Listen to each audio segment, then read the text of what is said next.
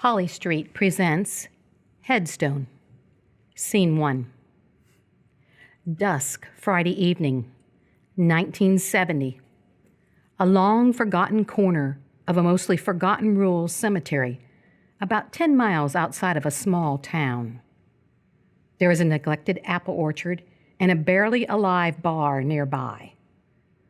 Nordal Hartman, 17 years old, finishes replacing the tire on his bicycle. He has a backpack lightly packed with camping gear. He walks his bicycle along an unfamiliar trail.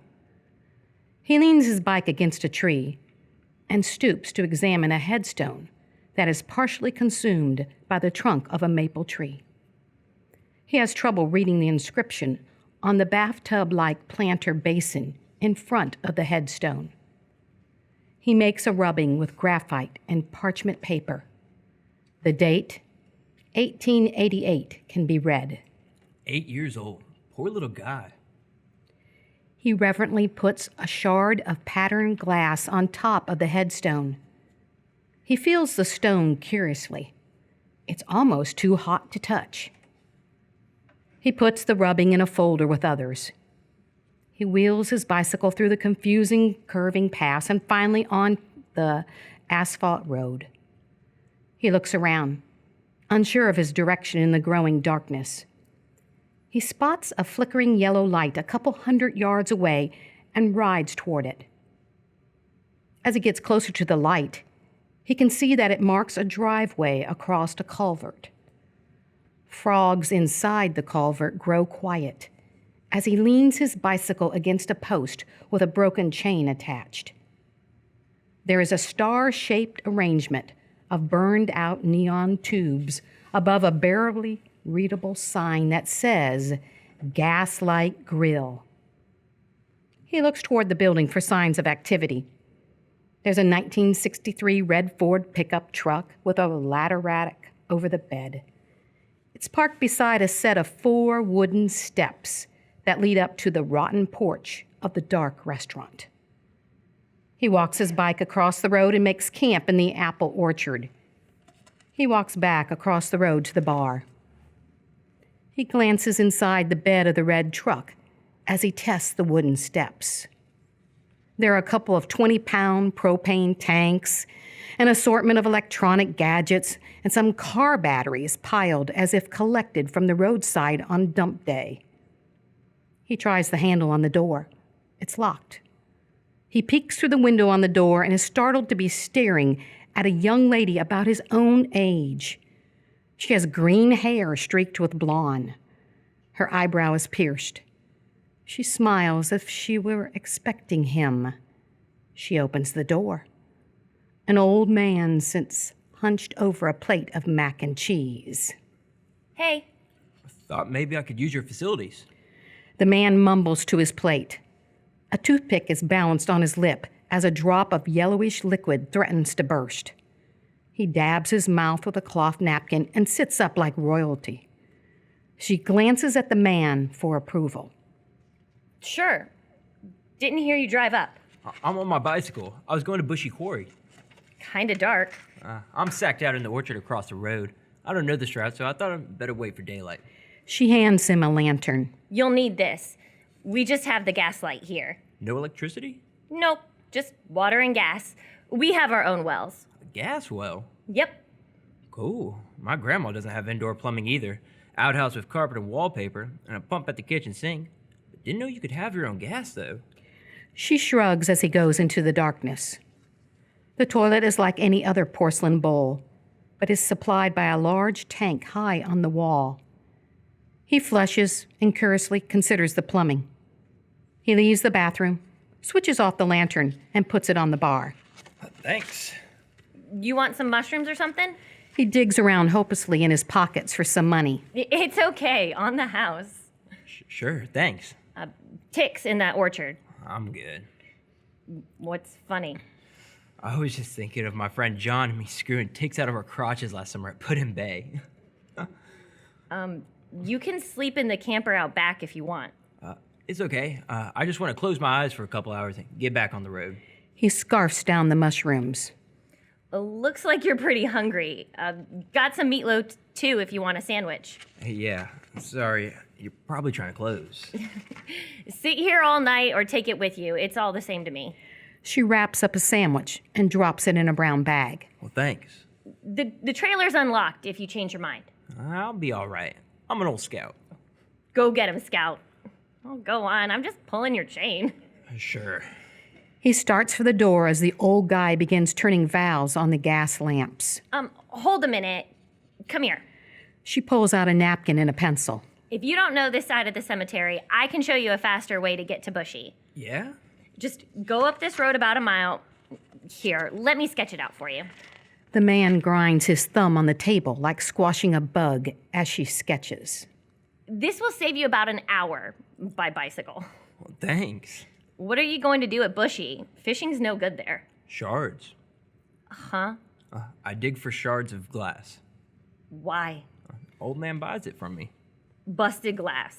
Yeah, this whole area was famous for gas, oil, and glass. Mr. Smith has written a book about it. And you're like his assistant or something? Folks think the town was built on hard work, Christian values, and Yankee ingenuity. Really just some fucking luck.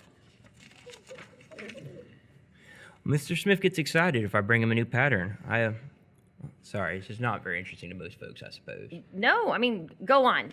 Patterns, you were saying. Of glass. He sketches it and identifies the factory that made it. He's a projectionist at the Royal Theater, so he has lots of time. Well, I mean, you want a beer or something? She hands him the napkin. He tucks it in his pocket, yawns, and stretches, trying to establish some cool. Maybe one. I better get some sleep. Suit yourself. Only one light was left to carve through the moon shadows.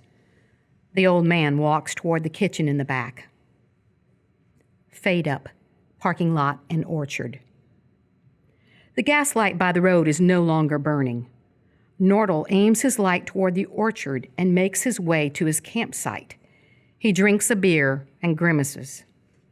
Sitting on his sleeping bag, he studies the map on the napkin. He looks closer at the name of a road. It says in capital letters, "Send help." The sound of a truck and tires crunching on gravel is heard. The truck fades into the darkness. He studies the map. An arrow points to the little box marked Dad's house. He urinates. The crickets stop sounding. He sees a glowing light in the cemetery.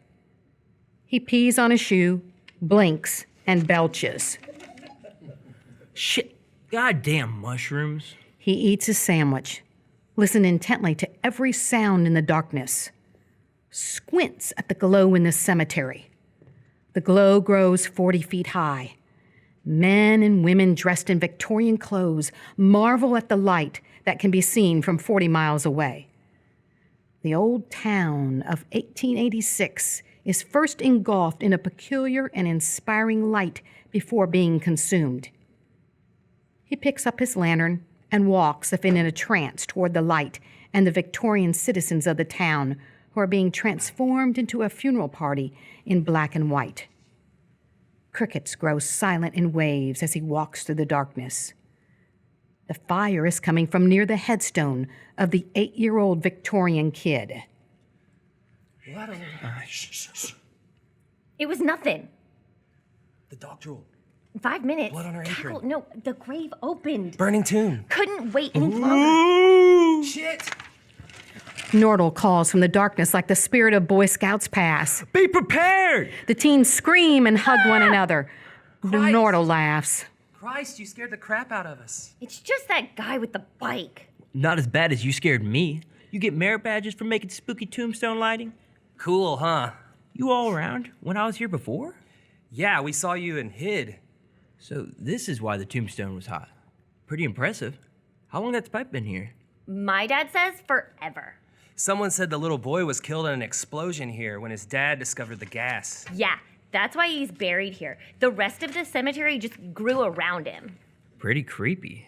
Yeah, what are you doing out here? I was on my way to Bushy, but I had a flat. After I fixed it, I got a little too interested in this cemetery. It got too dark, so I was going to sleep a few hours and move on at daybreak. I'm camped out in the orchard over there. Bushy's not far.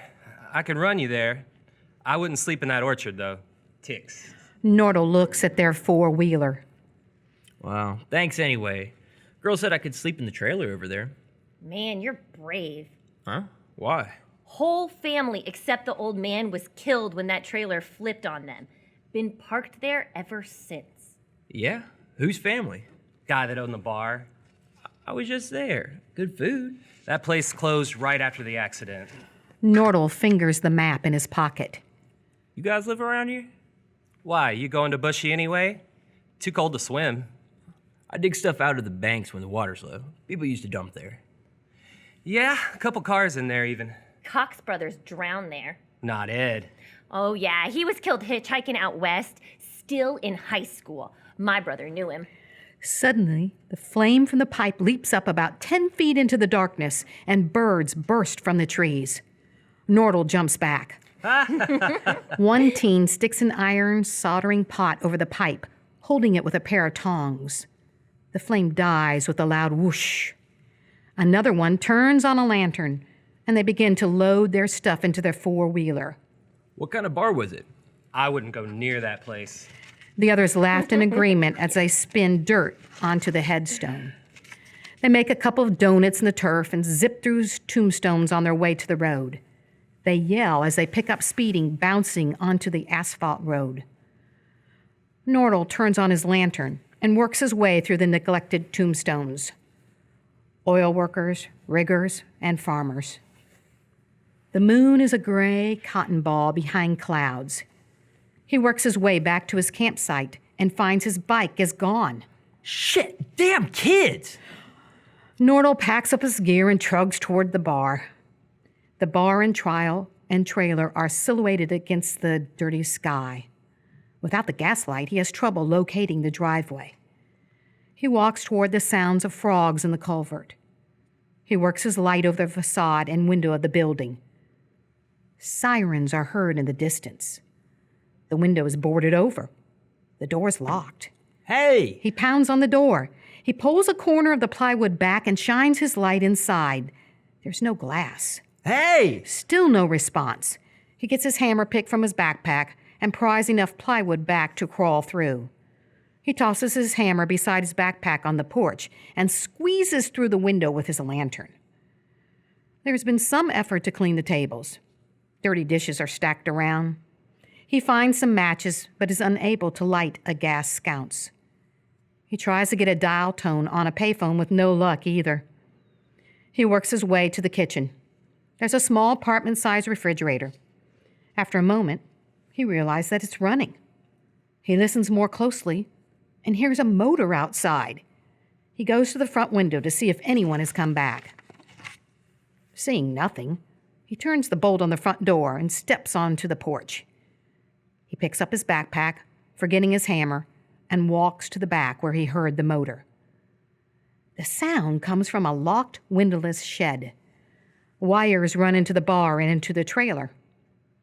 After looking around the parking lot, he opens the door to the wrecked silver trailer. The inside is surprisingly clean and organized for a rig that had rolled over a couple of times. It's furnished with a neatly made sofa bed. There's a loft bed above a little kitchenette, a closet, and a chemical latrine. He turns on a light, and it immediately goes out as the motor in the shed goes quiet. He carries his backpack outside to the shed and fishes around for his hammer pick. Oh, he remembers he left it on the porch. His flashlight dies as he searches for the hammer. He can't find it. He feels his way back to the power shed. The door is now unlocked, and he can hear the motor running again. He opens the door, and the machine is making a loud racket. The contraction appears to be a diesel tractor engine with some sort of converter to generate AC electricity. He closes the door, and the odd sound fades quickly. Back inside the trailer, it's dark again, and he's without a flashlight.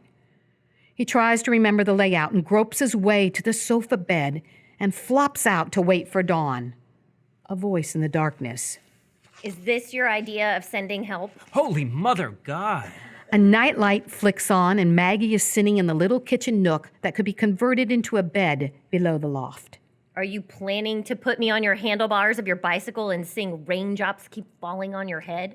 Sorry? The movie? I get that. I mean, what help do you need? What do you got? Sorry. When you said I could sack out in the trailer, I assumed it wasn't being used. I'll just mosey along. Funny word, mosey. Maybe we should just both mosey on down the road. You're cute when you're nervous, by the way. He picks up his backpack and heads for the door. Thanks. I'll stop by Dad's house and tell him you sent for him. Shit. Trouble in paradise. I forgot. Goddamn hoodlum stole my bicycle. Well, there goes my Catherine Ross moment. Whatever. He pulls hard on the door handle, but it's locked. He fumbles around trying to unlock, but it's secured from the outside or otherwise. What the? Houston, we have a problem here. He pulls the curtain back and sees that the truck has returned. What's this all about? Only fools are kind, Alfie. I'd say that the old man likes us. He tries the door again. Soundproof and escape-proof. Why? I got nothing. She opens a drawer and pulls out a book. Well, then let me give you something. Nordal looks at the book. What? Looking back? Yeah, it's yours. I'm not big on looking back. She points to the camera above the loft bed. Come over here where the camera can't see us. What? Just get over here. He joins her under the camera. What? He watches you? He knows if we've been bad or good. Now, you can always have a look back. She puts the book inside his shirt. He spies on you with a camera? Man, that's brilliant. I guess. Can he hear us? No, well, I don't know, maybe. But I don't think so. He just watches. I suppose if he could, he wanted to. But I think he likes to make his own soundtrack, like right now. I bet he's like watching us like we're his kids. Go pick out a board game. What? Up on the shelf, a board game. He seems to like it when I play cards or pick up sticks or word puzzles. I'm sure he would like to watch us play together. Sorry. You don't want to play board games? No. I mean, yes. I just meant that I see you have the game Sorry. He picks up the board game and puts it on the table. She smiles to the camera on the ceiling. We're going to be good friends. I can tell already. Maybe we should introduce ourselves. I'm Maggie. Nordal. Nordal. Well, Nordal, I suppose we should make the best of our peculiar situation. He glances up at the camera as they play. So, how long have you been here? Hard to say. Maybe a year? Hasn't anyone been looking for you? Maybe for a while. Elvis gave me a police scanner. He said I could go if someone was looking for me. Maybe someone will look for you. She turns on the scanner. Elvis. Elwood. I call him Elvis because he's always humming Love Me Tender. Your turn. This is crazy. He's watching us play a game? I guess. What's the harm? He's really a nice man. Oh, yeah. Kidnappers are sweethearts. Kids in this cemetery said that his family was killed when they were pulling this trailer. What kids?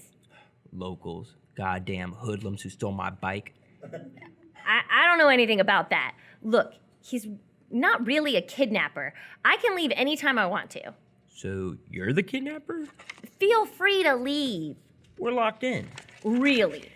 She reaches over and pops the door open easily.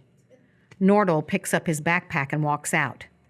The red pickup is staring at the dead neon sign. The orchard, the cemetery, no bicycle, a foam bed in a trailer, no brainer. He sits back down at the board game after closing the door. You can open the door and I can't? How does that work? You can open it. Go ahead. He opens and closes the door just as easily as she had. Your move. He picks a card. Thanks. Move forward 11 or change places with an opponent. I'll change places. Sweet. So, how did I get to be so lucky? What made him choose me? I chose you. Really? I told him I was lonely, and he said I should find a friend. And he doesn't try to hurt you or anything? Please. He treats me like a daughter. Well, that's really sad that no one's looking for you. When I was 14, they had my picture in a paper, hawking newspapers in Haight-Ashbury. What's that? San Francisco, you idiot. You are so from here. Sorry. Hare Krishna, LSD. I still have my tambourine. Well, so look at you now. all grown up with a job and everything. Yeah, right. Well, so are we supposed to be the kids who were killed or something? I don't know what you're talking about. What about his wife? Wife? His whole family was killed, right? If you say so. Maybe no one will come looking for you, but my parents will be trying to find me. Elvis had already called your house. They didn't know where you were or when you'd be back. How do you know who I was? Elvis knows everything. Not much happens around here that Elvis doesn't see. Believe me, I've known several Elvises. Or is it Elvi? The police scanner squawks. Parents are all there now. 10-4. Any idea on that bicycle? Negative. The parents don't recognize it. Serves them right. Sounds like those shits got pulled over. Maybe I can get my bike back. There might be a fourth kid somewhere. We'll start searching when the sun comes up. 10-4. Well, we might be able to question the one who's still alive if he makes it. Oh, shit. Gee, Nordal, you're a wanted man. He opens the door. The truck is gone. The gaslight at the sign is burning. He walks to the sign, and the frogs grow silent. He looks back at the trailer. Maggie's silhouette is in the open doorway. She holds a sorry card to her forehead like reading his future. He turns off the gaslight and returns to the trailer. So where do I sleep? She smiles and points to the loft above the kitchenette that was already prepared for him. Grandma's attic. Okay if I use the bathroom? My home is yours. He does his business in the cubicle. Split screen of Maggie preparing for bed. He comes out as she's finishing. Her back is to him as he undresses and pulls himself up to the loft. He bumps his head on the camera. I'd say sweet dreams, but my cards predict nightmares. In the morning, we'll see the path. You hungry? No, thanks. She smiles. We have a couple of old bikes that Elvis found and fixed up. Yeah? He's a pretty clever guy. Yeah, I can see that. The generator, gaslighting, plumbing. He could use some help. You should stick around. He reminds me of my granddad. 'Cause he's old? No, because he's a hazard. Oh? The trouble with clever do-it-yourself types is that they can put others in danger. After the damage is done, they might feel a little guilt, a lot of grief, maybe all-consuming regret, but they go on puttering. I don't mean that in a negative way. You gotta cross that line occasionally, so you know where it is, because life moves around, you know. Ooh, heavy. I'll give it some more consideration. Sleep. We'll talk over breakfast. Sure, I'm dying to see this place in sunlight. I'll pick us some snapdragons for our breakfast table. If it gets too cold, we can share a blanket, if you promise to behave. I have my sleeping bag. It's stuffed with goose down. Really? Yep, good as 0 degrees. My heavens. I'll just shut up and let you sleep. I'm just teasing. Sweet dreams of broken glass. She turns off the light. In the moon shadows, the gaslight flickers. Crickets and the generator and an occasional owl are the only sounds until a soft cooing is heard from Maggie's bed. Nordal squints in her direction, trying to identify the sound. He shifts and begins to fumble with his junk. Maggie stops. He stops. She starts again, sighing pleasantly. He grunts. She stops. Her ballet-like performance makes a mockery of his futile attempt to control himself. She sleeps as he flops in frustration, finally rising and hitting his head on the ceiling. Everything all right? Yeah, sure. I just forgot where I was. Let me know when you remember. Scene slowly shifts to morning. Nordal is awake with his eyes closed. He feels around trying to figure out where he is. When he remembers, he opens his eyes and eases himself to the edge where he can peek down on Maggie. But she's gone. Her bed is neatly made. He drops to the floor and goes to the bathroom door, listens for a moment, opens it, and does his business. He comes out of the cubicle and notices a note on Maggie's bed. Breakfast in the bar, Maggie. He smiles, looks up the camera, and flips at the bird. He makes an effort to tidy his own bed, but stops, strips off the sheets in a confused effort to make laundry of them. He leaves them in a pile by the door. He flips off the camera once more. He opens the door and squints in the sunlight and surveys the orchard. The cemetery, the tired neon Sputnik sign, the boarded up Gaslight Grill, the empty spot where the red truck had been. He pushes open the door. Maggie sits at the table eating a bowl of Cheerios. Hey, Morning, Maggie. She smiles. He has said her name. you want a hot breakfast? I better use your phone and move on. We got no phone. Right. She seduces her cereal with a dull pewter spoon, balances a Cheerio on the tip of her tongue. Nordal attempts conversation. Sleep well? It was the best night in over a year. Thanks. How about you? I hope you were able to sleep. I'm kind of a restless sleeper. Oh yeah, right. I was fine. I've slept in all kinds of crazy places. I didn't disturb you, not even a little bit. And no, I slept like a baby all night. She pushes her cereal around. Angry, rejected. Nordal rattles on, unaware that he is rejecting her advances. So, where's old man? Elvis. I figured he'd be watching us 24/7. He's odd, not crazy. What are we gonna do? We? Sorry, this is my first kidnapping. You're free to leave. What will you do? What do you mean? Well, where will you go? Why would I go anywhere? Does he know you tried to get me to send help for you? It was his idea. He's very clever. He knew you'd come riding to my rescue on your Schwinn. It's been real. Look, he's not a bad guy, just old and sad. Really? Just keeps you in a beat-up travel trailer and spies on you? We all spy on each other. Just mosey along, okay? I'm sorry if I'm not who you thought I was. No hard feelings. We played sorry, we move on. So, what am I supposed to tell your dad, assuming that I go in that direction? My dad? Yeah, your map pointed to his house. Oh, yeah, well, I didn't say that he was there. You are such an enigma. You know what that is? You're such a dick. You know what that is?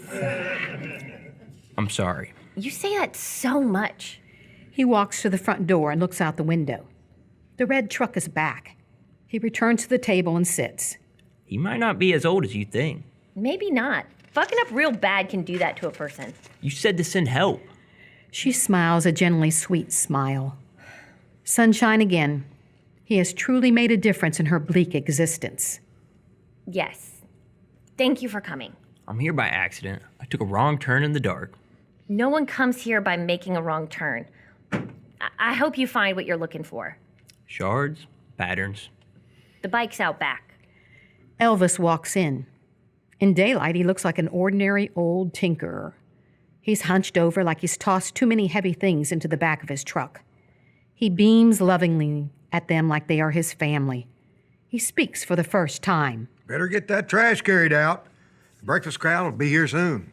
Sure. Nordal picks up the trash can and carries it out of the front door. His pick hammer is laying on the porch right where he tossed it the night before. He picks it up, carries it and the trash to the back. He empties the trash. He sees the bicycle's chain beside the generator's shed. He turns the handle to the trailer door, intending to grab his backpack. It's locked. He pulls out the book, looking back. He strikes the chain hard with his hammer. On the third try, the lock pops open. He rides a bike, carrying his hammer and the book, past the cemetery, past the orchard, past Dad's house, past Bushy Quarry, past the state line, onto wherever the tires might wear out, and he might find another bicycle. Fade to black.